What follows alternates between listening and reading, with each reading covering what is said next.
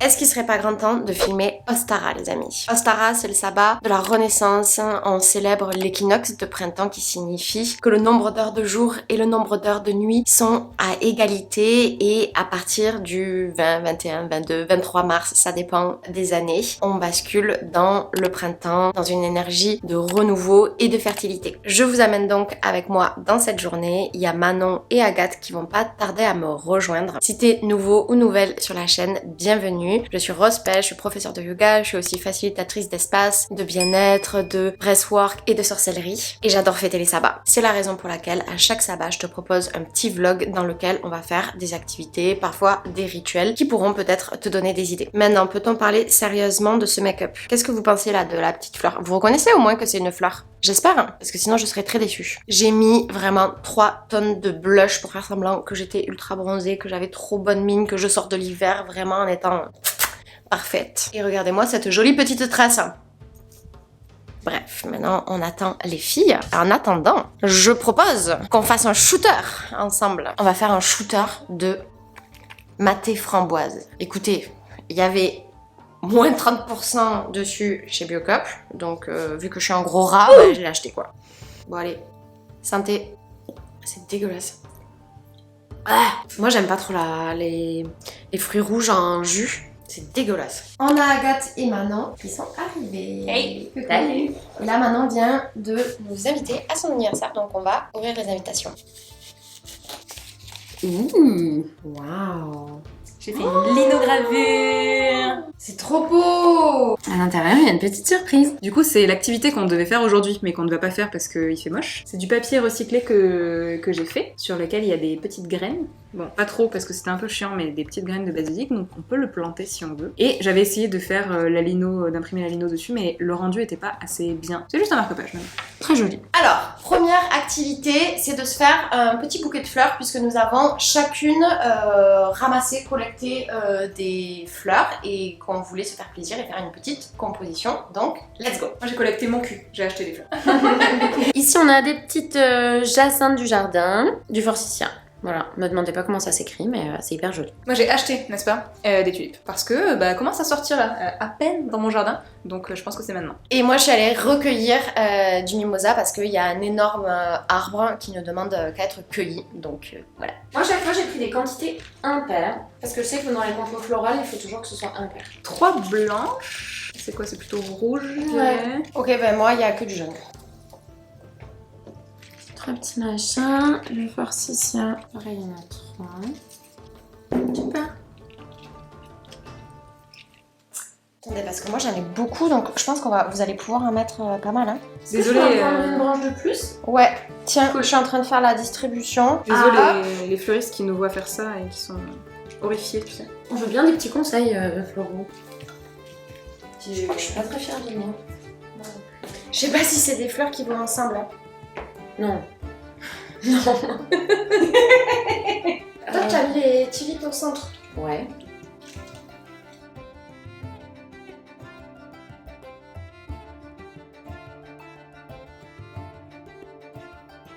Franchement, Manon, il est canon, hein.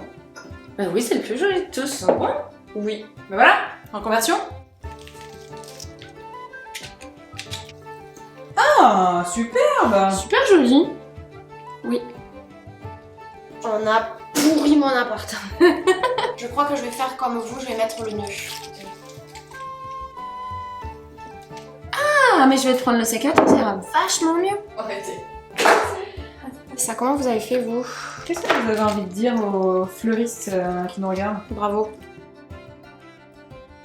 On peut tout mettre au compost, Laura. Alors? Je suis trop contente. C'est trop mignon.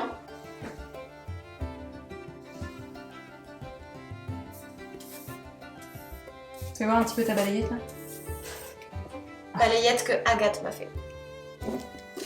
Ah, tu veux nous parler de ce qu'on vient de faire peut-être? J'aime l'eau. L'eau de vie. Ah. Bois, bois, bois. D'abord, il vous faut boire l'eau, hein. Ah. Très bien.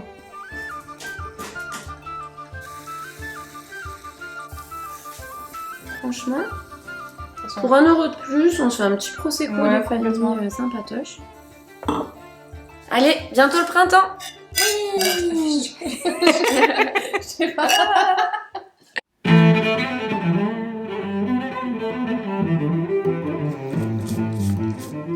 C'était bon?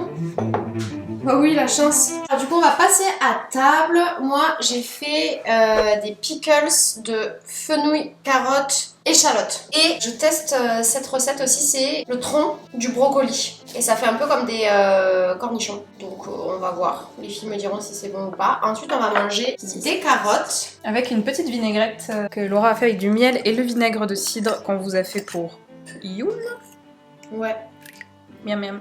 Et voilà, le petit repas, du coup, c'est tout simplement des tartines une millième fois avec du fromage frais, de la roquette et des œufs mollets. Et ensuite, on a les pickles à côté et des carottes râpées. Vous êtes contente? Absolument ravie. Ravie. Très fin. Simple et efficace. On était en train de dire qu'il ne faut pas se priver, donc on va manger ce magnifique gâteau au chocolat qui a été fait par le conjoint d'Agathe. Elle est meilleure celui-là. Parce qu'il est juste. Il manque un tout petit peu de cuisson. Voilà. Ah, ça c'est le meilleur.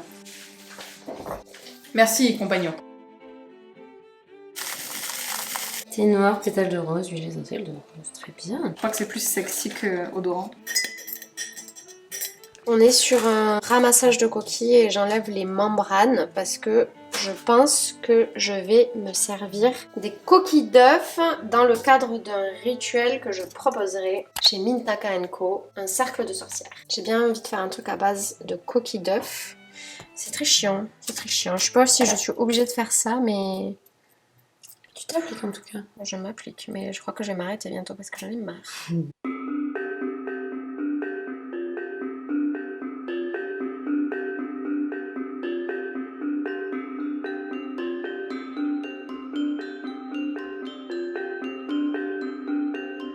Petite pause thé et ensuite on enchaîne avec les bombes de graines. Si on a des petites graines de pavot, ce qui est marrant, c'est que ça fait un peu une petite salière. C'est rigolo. Et du coup, il y a des petits trous. Quand ça sèche, du coup, ça découvre des petits trous. Du coup, après, ça... Voilà, c'est rigolo. Ensuite, on a 3 tonnes d'œillets d'Inde.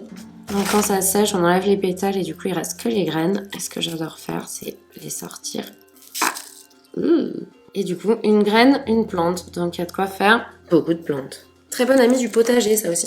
Ça fait vraiment fuir plein de nuisibles. Des petites graines de rose trémière. Pareil, c'est marrant, c'est tout plat. Ouais. Il y en a beaucoup à l'île de Ré. Je crois que c'est la famille des mauves un peu. C'est une mavacée, un truc comme ça. Du coup, c'est marrant. Et donc, regarde. Quand on ouvre l'enveloppe, c'est rigolo parce qu'elles sont toutes rangées en couronne comme ça. Là. Et après, on les dépiote et du coup, c'est une graine, 2 graines, 3 graines. Elles sont bien rangées, hein. Des graines de tournesol de mon jardin. Tournesol ornementaux. Les oiseaux adorent. Des graines de cosmos. On les voit, c'est ça là. Tout petit. Des petites graines de bleuet qui sont mignonnes parce qu'elles ont un petit toupet là. C'est rigolo. Et le bleuet, c'est comestible. Dernier mais pas des moindres, des graines de calendula, du coup de soucis. Ah oui, c'est celles qui sont bizarres un peu, celles-là. Ouais. Un peu retournées. Ouais, elles sont un peu torturées quoi. Pareil, le calendula, c'est hyper bon dans la pharmacopée, ça a une place hyper importante, le calendula, c'est cool. J'adore les graines. Les graines, J'adore vraiment, ça me fascine. Vraiment, le principe de la graine et l'évolution, enfin, la stratégie d'adaptation de la graine, je trouve ça incroyable. J'aime trop faire les semis pour ça aussi. Quand je regarde une graine, je me dis, mais quel intérêt adaptatif elle a à être comme ça. Bah, du coup, rien que le principe de la salière, c'est pas génial? C'est trop ouf. C'est trop drôle. Moi j'avais ce truc de graines de chez Action. Juste pour vous dire que si, contrairement à Agathe, vous n'avez pas de jardin, que vous êtes des city witch, bah ça peut être difficile de récolter vos propres graines ou de trouver des graines. C'est pas très cher chez Action, donc c'est cool, il y en a énormément là, je peux planter 15 mètres carrés de fleurs à papillons avec ça. Mais il faut faire super gaffe, notamment quand vous jetez vos bombes de graines, de pas les jeter n'importe où. Par exemple, si c'est des milieux protégés, vous n'avez pas le droit de planter n'importe quelle graine à l'intérieur. Ça peut facilement être des espèces invasives, etc. Il y a du calendula, de la nige Nigel, du Cosmos, Saponaire, c'est des trucs qui poussent en vrai dans nos campagnes, c'est ok. Je vais vous expliquer comment on va procéder pour faire les bombes de graines. On a trouvé plusieurs recettes en fait sur internet. Il se trouve qu'avec Agathe, il y a quelques années, on en avait déjà fait mais ça n'avait pas très bien marché. Du coup, cette année, on a décidé de faire des bombes de graines à base d'argile puisqu'il y a pas mal de techniques dans lesquelles il y a de l'argile. Et l'idée, c'est de mélanger du terreau avec de l'argile et avec les graines à l'intérieur, de façonner des petites bombes de graines. Ils disent à peu près la taille d'une noix, donc c'est pas très gros, c'est assez petit. De laisser sécher et dans quelques jours on peut les jeter. La posologie, la quantité qu'on a trouvée, c'est 5 volumes de terre pour 3 volumes d'argile pour 1 volume d'eau et 1 volume de graines. En sachant que dans le terreau, on va rajouter également du compost que j'ai récolté il n'y a pas très longtemps parce que pour ceux qui ne sont pas au courant, j'ai lancé un projet de composteur dans un parc à Toulouse et c'est la première fois qu'on récolte du compost, donc on est trop contente et on va pouvoir le mettre là-dedans et j'espère que ça va booster un petit peu plus. Par contre, le compost, vu que c'est quand même quelque chose qui est très riche, c'est 1/3 de compost pour 2/3 de terreau. Regardez-moi ce magnifique livre des ombres. Super beau. Qu'est-ce que c'est beau. C'est instagrammable. Marot de l'année, pas trop mal. Elle est super. Et ma page de garde qui est... Ah, ça c'est Laura qui m'a offert ça. Mignon. Super. On est en train de boire le thé de Manon. Donc du thé noir à la rose et franchement c'est super bon. Ça me fait trop du bien. Bonjour, je suis Rose de Pêche, bienvenue sur ma chaîne YouTube. Connasse. Bah hop, 2/3, on met 1/3 de... On met une pelle de compost. Je pense qu'on peut en mettre un peu plus, Ouais. non? Ok. Il est superbe. Je suis trop contente. C'est ouf, j'avais jamais vu le produit fini, ça me fascine. Oh, à la mesure, c'est bon. Oh là là, Salem, qu'est-ce qu'on fait? Ça, c'est des petites graines de coquelicot. C'est beau.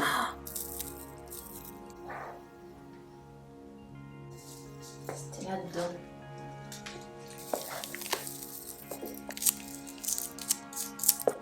Je sais pas du tout ce que je fais, hein. J'y vais. Parce qu'apparemment, on a décidé de regarder les proportions et après d'en avoir absolument rien à foutre. Avec Laura, on respecte rien. Rien. Oui, sauf que pour la pâtisserie, ça ne marche pas. Ouais, mais du coup, moi, je fais pas de gâteau. C'est réglé.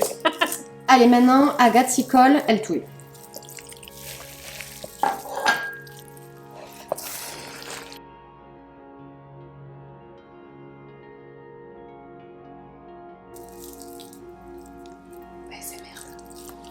C'est merde.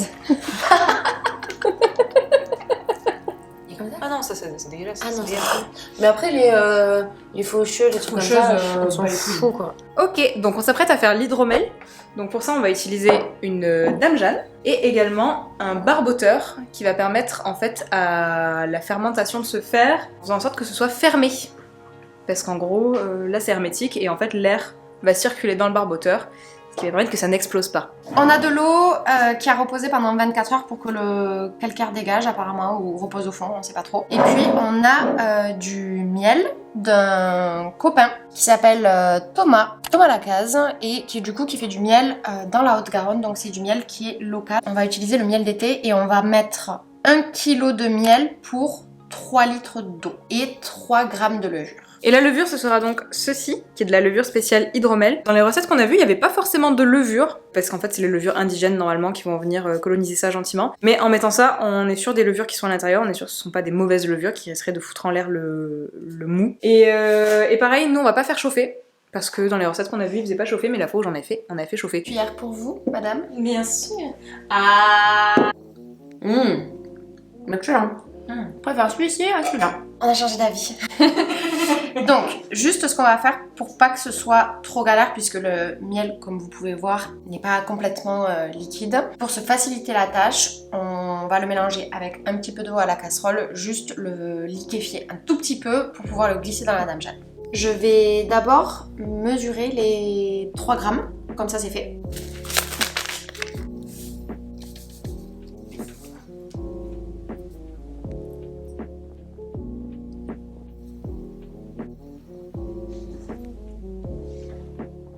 Ah mais c'est super rapide.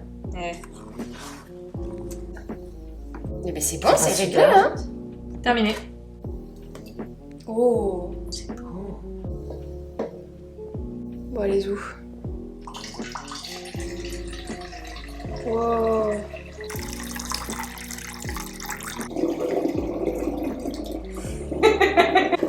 1 litre.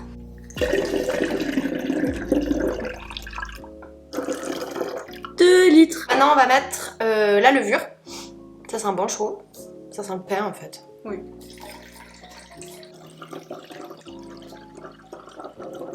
Trois litres. Et dans quelques jours, il y aura des bulles là. Et t'as mis de flotte dedans.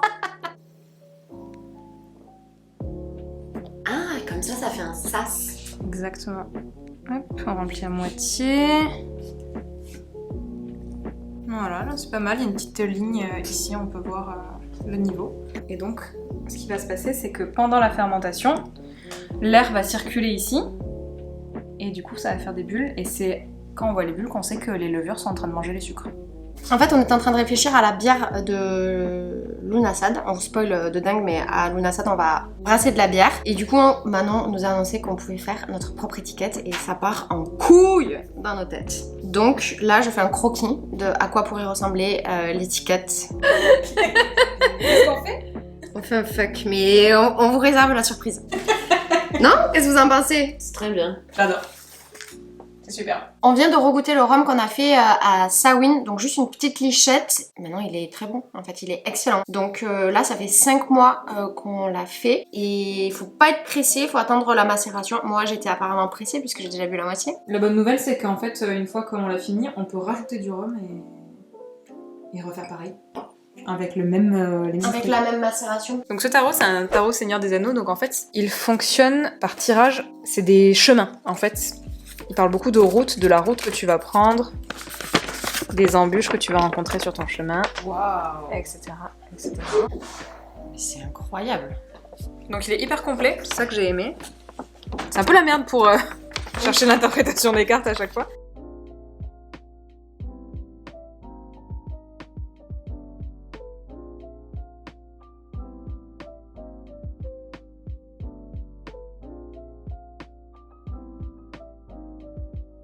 On va clôturer ce vlog un petit peu dans le noir parce que ça y est, la nuit est tombée. Il y a Agathe et Manon qui s'en vont. Merci d'avoir regardé jusque là. On vous invite à liker la vidéo, à vous abonner. Agathe n'était pas du tout dans le cadre. Et à bientôt.